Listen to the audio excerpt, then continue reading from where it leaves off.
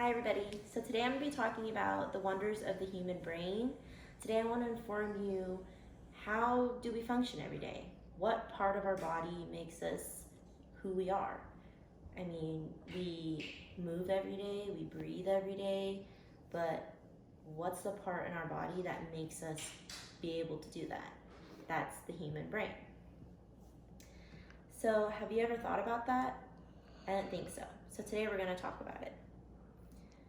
I think knowing how the human brain works is important because it gives us the knowledge, and after hopefully the speech, you'll realize that you can control your own consciousness and be able to just learn from this.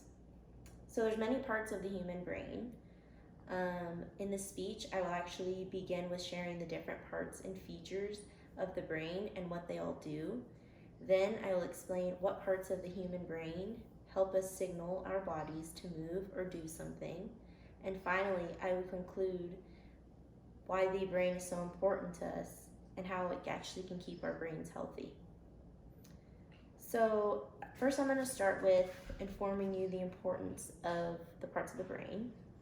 The brain consists of three parts: the cerebellum, the cerebrum, and the brainstem. According to visiblebody.com in 2021, the cerebrum is the largest part of the brain. It's also called gray matter, if you ever heard of that, or if you've ever taken anatomy class. Our brain is actually divided into two hemispheres, the left hemisphere and the right hemisphere. It specializes in thought, memory, decision-making, speech, and sense of perception. The cerebellum helps maintain our posture and balance, and the brainstem is connected to the spinal cord. It also consists of three parts: the medulla oblongata, pons, and the midbrain. The main functions of the brainstem is to send signals between the brain and the spinal cord. That way, it can send a message to your brain telling you to do this, to do that. Just like if you had a certain reaction to something, like you're touching the burner and it's hot, you immediately want to move your hand. So the brain is also divided into lobes. There's the frontal lobe, parietal lobe, temporal lobe, and occipital lobe. According to WebMD.com, in 2005 to 2021, they've been updating it throughout the years. The frontal lobes are in charge of problem solving, judgment, and motor functions. The parietal lobes function the handwriting, sensation, and body position. The temporal lobe involves memory and hearing. And lastly, the occipital lobes control our vision. The brain consists of so many functions, and without it, we literally would not be here today. But you can also live without a brain. I learned that. So now we're actually going to talk about what some of the parts of the brain and how each part does. Let's talk about how our brain receives a signal. With continued research and methods, many scientists have concluded how our brains really get a signal. According to theconversation.com, there are little neurons that are connected with other neurons across tiny junctions called synapses. The brain is like a supercomputer. It receives information from our senses and then sends messages to the rest of our body. But that's not all it does. The brain can do more than just control what we do. It can control how we think and experience emotions. To simplify this and how the process of our brain works, according to ncbi.nlm.nih.gov in 2005, the brain needs steady flow of oxygen, glucose, and other nutrients. It is very important to have good blood supply. There are also parts of the brain called the dendrites and the axons. Those are a huge deal when the neurons are sending signals. According to mayoclinic.org, between 1998 and 2021, again, they've been updating it the past years, dendrites receive incoming messages from other nerve cells, while axons carry outgoing signals from the cell body to the other nerve cells.